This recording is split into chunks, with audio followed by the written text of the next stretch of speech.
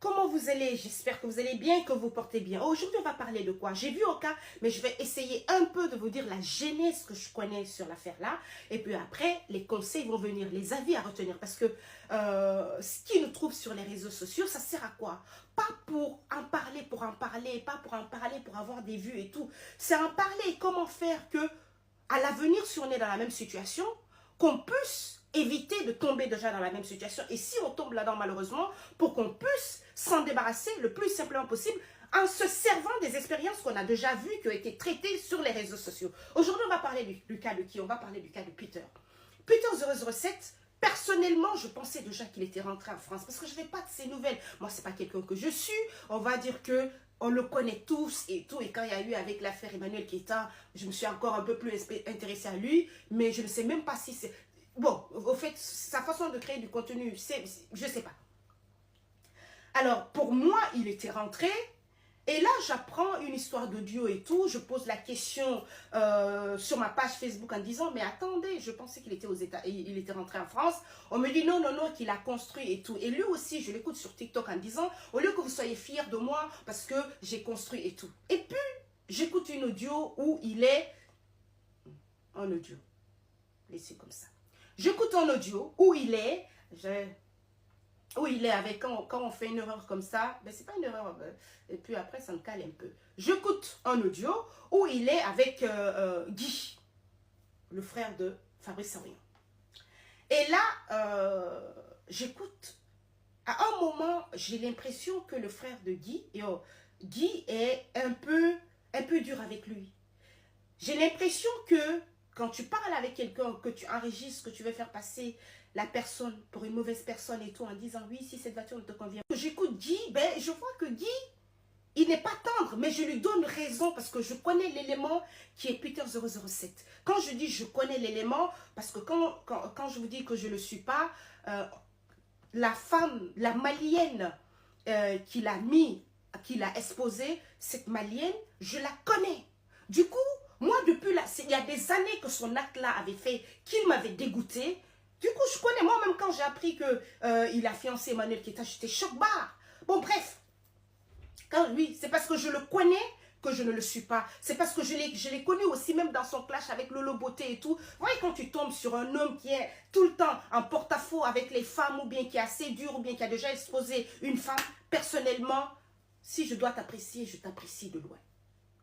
Donc, le plus important ici, on dit que l'être humain ne change pas. Je l'écoute, où il dit que oui, les 4 millions ou les 5 millions qu'on a donnés, lui c'est pour payer sa maison. Depuis qu'il est sorti, ça fait 2 ans qu'il ne fait rien et tout. Et là, je me dis, waouh! Quand on dit vraiment que cet homme dépend des gens, quand on dit vraiment qu'il y a des hommes qui sont habitués à la facilité, qui ne savent pas se battre, c'est-à-dire que quand tu es toujours habitué qu'on te tende la main, eh bien, tu tombes dans la même situation que Peter. Il est vrai que quand Peter était parti en Côte d'Ivoire pour l'émission de Coach Chamon, on n'a pas aimé personnellement, surtout que l'objectif était quoi? C'était peut-être la concurrence inutile et surtout humilier Emmanuel. Mais bon, bref, quand quelqu'un te dit, moi, mes parents m'ont dit de ne jamais exposer l'homme que tu as vu nu. Quand tu es un homme intelligent, eh bien, tu te mets un peu, quel que soit ce que la femme a fait. Je ne vais pas vous dire qu'Emmanuel, elle est ange, hein, mais je parle d'elle parce qu'on ne peut pas parler actuellement de Peter sans un peu voir ce qu'il a fait à Emmanuel. Chaque femme, on sait toutes qu'on fait des bêtises, que parfois dans les couples, on est méchante, on fait des caprices. Mais comme les hommes, c'est réciproque, comme il était venu dire que oui, on prenait les yaourts, bref, c'était tellement gamin de sa part. Mais vous comprendrez que c'est ça qui le fatigue si vous suivez bien ce que je suis en train de vous dire. En Côte d'Ivoire, quand quelqu'un, à cause des émissions, à cause des vues, les plateaux télé sont capables d'inviter même quelqu'un qui est au Japon, si la personne a fait buzz là-bas pour que la personne vienne s'exprimer. Peter n'est pas le premier, Peter n'est pas le seul, mais seulement qu'ici, affaire de paflotage dans le couple, le titre que Coach Chamon a choisi, ou bien quoi, tout ça là a été vicieux. Sinon, voici Willy qui a invité le gars là, qui fait du truc là. Pourquoi? J'en sais absolument rien. Mais ça fait partie du show. Les gens veulent des vues. C'est-à-dire qu'ils feront tout, même si tu es à Jakarta. Je parle invité Peter, ils ont dû lui donner des gages. Ou bien il a dû se dire que ah, Fabrice Savignon, il est politique. Il est proche du président. La plupart de vos blogueurs qui analysent, c'est qu'ils n'analysent pas sur les faits concrets. Moi, j'ai écouté une interview de Fabrice Savignon. Parce que le gars là, chapeau, son intelligence et surtout son parcours. Là où il a commencé. En dehors de vos histoires de buzz ou quoi, je suis parce que son entrepreneur Fabrice Savignon.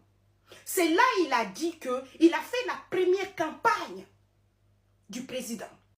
C'est important de situer les faits avant d'analyser et d'en tirer des leçons. Il s'est dit, ok, Fabrice Savignon est proche du pouvoir. Il a oublié qu'il a des comptes à rendre à ce pouvoir. Parce qu'il se disait, j'ai des protecteurs. Et comme d'habitude, comme à son habitude, il s'est dit, tout frais payé. Je vais juste aller faire l'émission et tout. On a dû bien le gâter. Je vais juste aller faire l'émission et revenir. Logiquement, devant Dieu et les hommes, Guy et son frère, ou bien Live TV, c'était Live TV, est responsable du malheur qui lui est arrivé. Quand tu écoutes son voice, ils ont une part de responsabilité. Mais, comme Guy a dit, on a une part de responsabilité. Mais pourquoi on est dans ce merdier-là? Ce sont les conséquences de ce que tu as eu à faire. L'avocat de Peter pouvait dire, si j'étais à leur place, ok, ce sont les conséquences de ce qu'il a eu à faire et tout, mais vous connaissiez ces conséquences, vous étiez présent sur le terrain, vous l'avez tiré. Pourquoi est-ce que vous n'avez pas pris des gages, des garanties pour que quand votre invité Peter viendra, qu'il ne soit pas inquiété par la justice? Vous avez compris? Parce que si on parle sur les cheminements, les conséquences de qui est responsable, où ça a commencé, les responsabilités ne vont pas se terminer. Mais les Guy ont raison de se comporter comme ça. 2 ans, c'est beaucoup. 2 ans à supporter un grand gaillard, c'est pas facile. Maintenant, je m'adresse à vous. Quand on vous dit arrêtez de dépendre des gens, toi, on t'a pris, tu es venu, tu as fait la prison 10 mois. La partie là aussi, il va falloir que vous m'expliquiez. Je ne sais pas s'il est français, parce que quand on est français et qu'on te bloque ton passeport, là où Carlos Ghosn, le président de Renault, oui, Renault Toyota ou quoi, au Japon, il a pu voyager dans une malle. Là où Carlos Ghosn a pu quitter le Japon jusqu'au Liban et tout est possible. Mais on va dire ici que je ne connais pas la situation et que ce n'était pas la peine de fuir. Mais toi, tu es resté pendant 2 ans. Pendant 2 ans, Guy Savignon est en train de s'occuper de toi. Comme si tu étais sa femme, comme si tu étais son frère, comme si tu étais son enfant, parce que tu es habitué à ce qu'on s'occupe de toi. Tu es habitué à ce que les politiques s'occupent de toi. Tu es habitué à ce que les femmes s'occupent de toi. Un homme, quand tu restes 2 ans, tu as vu que oui, tu ne vas pas rentrer. La première des choses, c'était déjà ta maison qui est à Paris, de sous-louer à quelqu'un d'autre. Je ne m'adresse pas à Peter, je m'adresse à vous. Ta copine là se déplaçait de plateau en plateau. Peut-être que maintenant elle s'est découragée, celle qui était venue à Babila. Mais Lou, tu as des gens en France. Pourquoi tu gardes un loyer? Ça dit, tu parles à Guy, quand on t'écoute. Mais je me dis, mais Guy, les gens là, même Guy même a eu pitié de toi.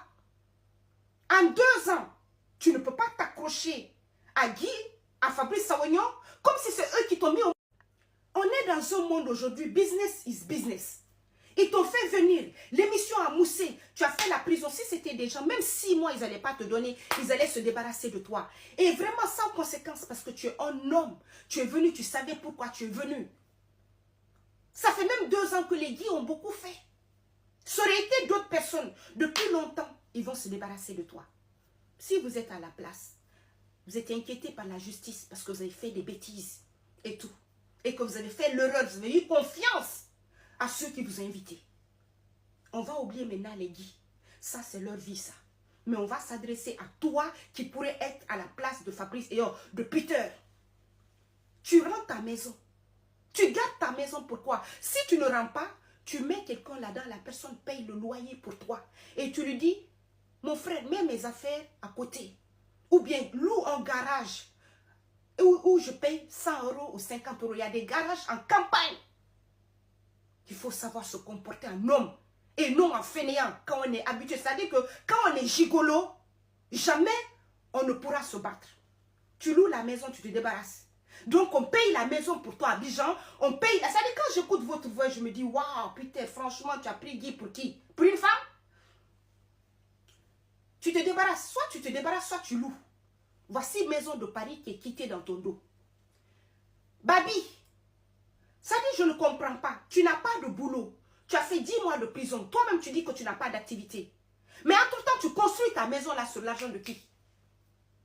L'argent sur... Oui, tu sais que ton avenir est incertain pour le moment. Mais tu as le courage de construire une maison. Pourquoi? Tu es en concurrence avec qui? Ça dit, beaucoup d'Africains pensent que construire une maison, c'est qu'on a reçu. Tu peux être sans passeport, sans boulot, sans situation, sans avenir. Tu ne sais pas qu'est-ce que tes enfants sont en train de vivre là-bas, ni rien. L'argent que tu as mis dans cette maison-là t'aurait aidé à préparer l'avenir de tes enfants. Tu es dans une situation incertaine. Qu'est-ce qui te dit que demain, si l'État dit que tu dois payer des amendes pour tes bêtises et tout, on ne va pas te confisquer la maison-là.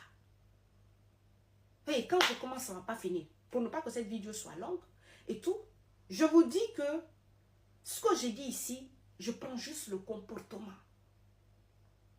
Un homme ne doit pas compter sur un autre homme, surtout que son échec, sa chute, cet autre homme-là, ou bien cet autre organisme-là, a une part de responsabilité. Tu peux pardonner, mais il faut savoir maintenant te lever, te battre pour toi-même. Mais toi, tu veux rester là, que la famille Saoignon s'occupe de toi. Tu penses que Fabrice n'a pas ses propres problèmes. Fabrice même, l'homme, tu peux être bien. Fabrice a fait campagne de Ouattara. Le président a gagné. Fabrice a fait sa propre campagne, il a échoué. Comme quoi, il n'a pas la science infuse. Il n'a pas l'élément surtout. La Côte d'Ivoire a une particularité sociopolitique que Fabrice Saoignon même subit. Donc tu penses à cause de toi, Fabrice Saoignon va risquer sa carrière pour toi. Mais vous respirez même avec quoi? Du coup, je termine par ceci. J'étais partie travailler, maintenant c'est ma pause. Je suis rentrée un peu. Donc, je termine par ceci. Tout ce que j'ai dit ici, je ne connais pas tous les faits, mais ce sont les voix que j'ai écoutées. Je ne sais pas la situation de Peter Ewo, mais je me sers des éléments pour pouvoir donner des leçons, pour pouvoir mettre les choses en pratique. On est tous en aventure.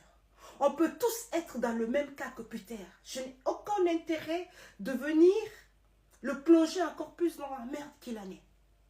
Et je ne gagne rien dans ça.